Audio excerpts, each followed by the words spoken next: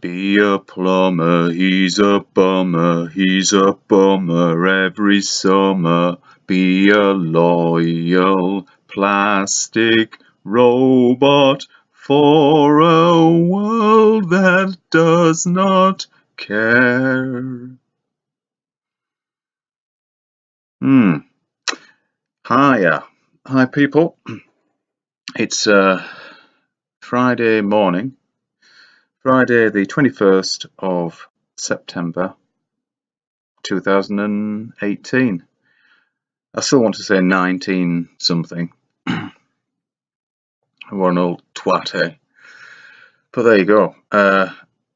Now, that song that I just attempted to sing and destroyed horribly is called Brown Shoes Don't Make It. That's a little part of it. Just put it into a search engine and listen to the words, because although I think it was written in 67, 8, something like that, late 60s, there's some great lyrics, and it's almost as if somebody knew what was going on. Anyway, I'm sure they did. Even, I say back then, it's not that long ago really in the whole scheme of things. And the control system was well in place by then, with fake space and was, the population of the Earth being not asked to believe in space, but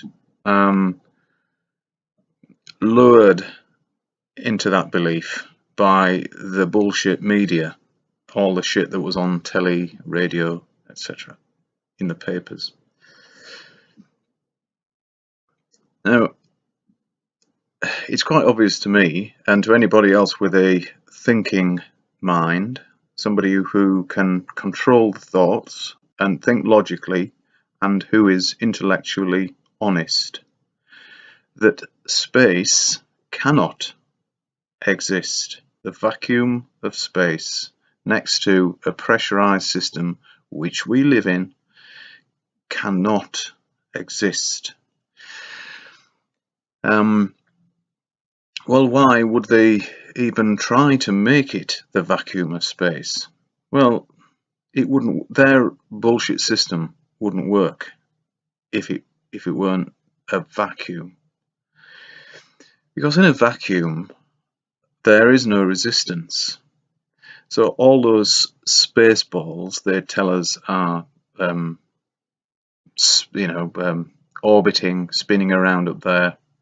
They're all turning and orbiting, and then the whole thing is orbiting and even more. It's just crazy nonsense.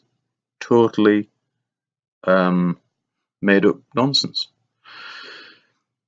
So if it weren't a vacuum, that would mean there was something called resistance that would act on each body and therefore slow them down. The times of the orbit would change. In their shit model, their total bullshit model, it takes the Earth, you guessed it, a year to go around the Sun. Now, if it wasn't in a vacuum, their model, that would mean that the Earth would slow down, and in the end it would, it wouldn't even be circling. But every year would get shorter and shorter. That's what I'm saying. And that's why they have to make up this vacuum in order for their particular model to work. So reality is a great deal different to that, in that the Sun certainly isn't orbited by the Earth. It's kind of the other way around, but we don't know what the Sun is. We don't know what the Moon is.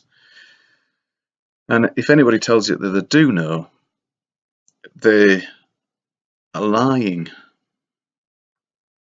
So you can't base all the I was going to say science then, but you can base pseudoscience on bullshit, because that's what they've done.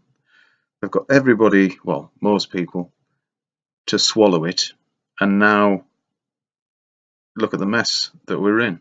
People believe in spinning balls and water bending. It's total nonsense. Utter nonsense. It's as far removed from reality as well, not probably you could make up an even bigger lie and more ridiculous fantasy, but I really do struggle to think of one. So on that basis alone, we know that people couldn't have gone to the moon. Rockets can't work in a vacuum. They can't. Okay, right. I'll just make this one exception, but it's just to make a point. Now, if it really were true that the vacuum of space was a thing, it existed. When the rocket set off from Earth, it would reach what's it called, where you're no longer being pulled back to the Earth by its gravity. You reach that limit of the Earth's gravity, which, in my opinion, is a long way out there, because if the moon can pull our tides, which of course obviously it doesn't, but if it could from 238,000 miles away, you'd have to go beyond the moon until you broke away from Earth's gravitational field, surely, because the Earth is a lot bigger than the moon, and the moon can influence the tides from 238,000 miles away. So there you go. There's a piece of total bullshit that they overlook. But so you've broken the Earth's gravitational pull, and you were going at a speed in a direction in your rocket, and you can't accelerate anymore,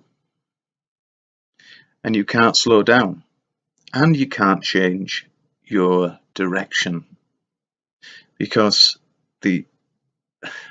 yes, that's right, you're in a vacuum where rockets don't work. No technology that we know of can change a direction or slow a rocket down, because there's nothing to push against. There you go. It's just so simple, yet still people with cognitive dissonance or simpletons, morons, actually still believe that bullshit. They still believe that people went to the moon and that we live on a spinning ball. For sake. It's just totally ridiculous. So they tell us that our sun is an average size star. And I've been through the bit where you could not see the sun if it were a light week away, never mind a light year away. And there are no stars that are a light year away. I think the closest one, I hate saying all this bullshit because it's such shit. The closest one is supposedly around 4.5 light years away. You couldn't see it. Oh, but they're massive. Some of them are massive. Right, okay, if they are massive, then, and they're made of the same stuff, hydrogen, You know, that's such nonsense. But okay. Now then, let's just pick that apart and find the flaws in that. So hydrogen, okay. So our sun is an average size star, like I've said. That's what we're told. And we're told that the gases in a vacuum. How can gases exist in a vacuum? First of all, that's nonsense. But the gases coalesce. And then when they get to a certain size, because of the pressure on the extreme pressure in the center of that coalesced gas, it creates heat and it ignites. So this is my question to Brian Koch. Oh no, it's Cox, isn't it? I keep forgetting that. So multiple Cox.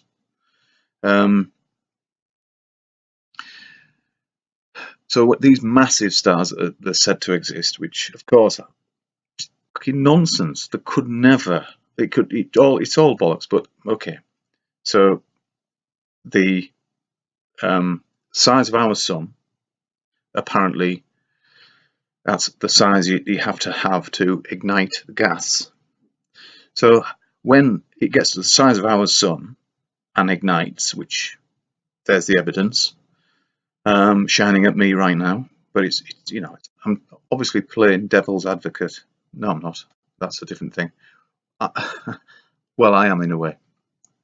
But how the fuck can any bigger ball of gas exist if the size of our sun ignites that size of gas?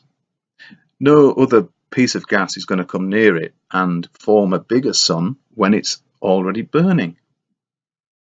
Yet, they say the great attractor, which is basically the same thing, is like 1,000,000 times bigger than the sun or something. You know, it's so ridiculous. Probably bigger than that.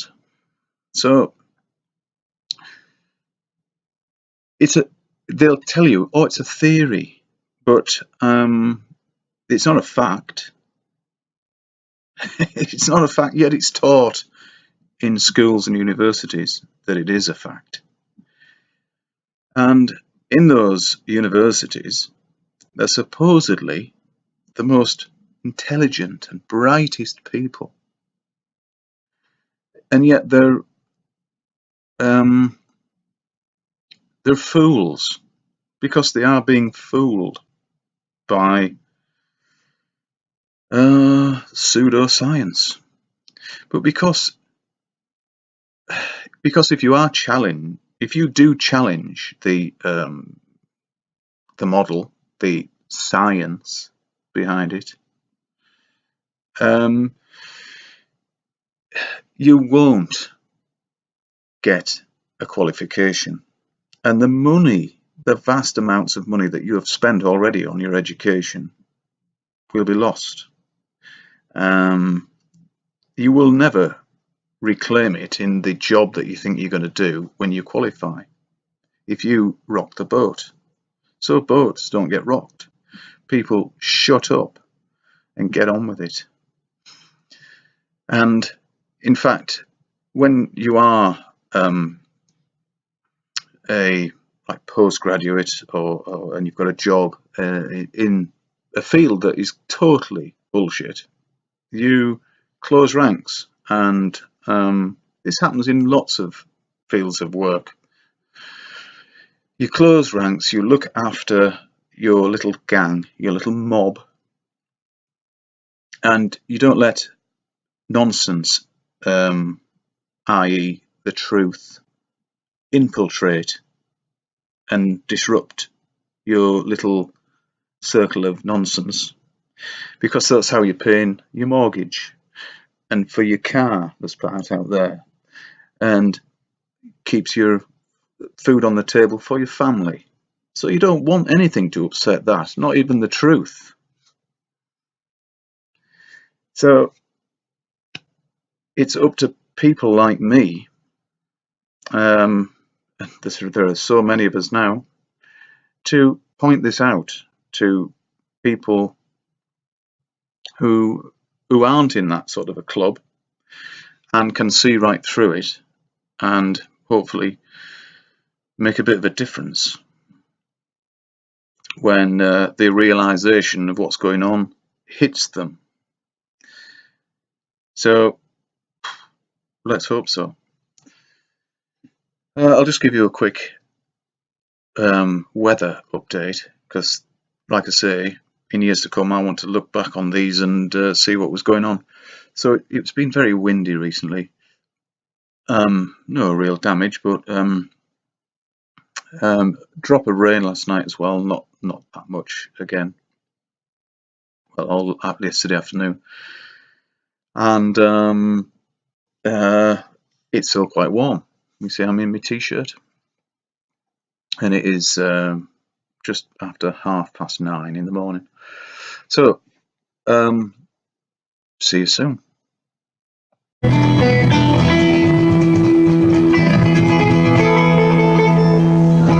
That's definitely not going on YouTube. Okay. Oh man. I really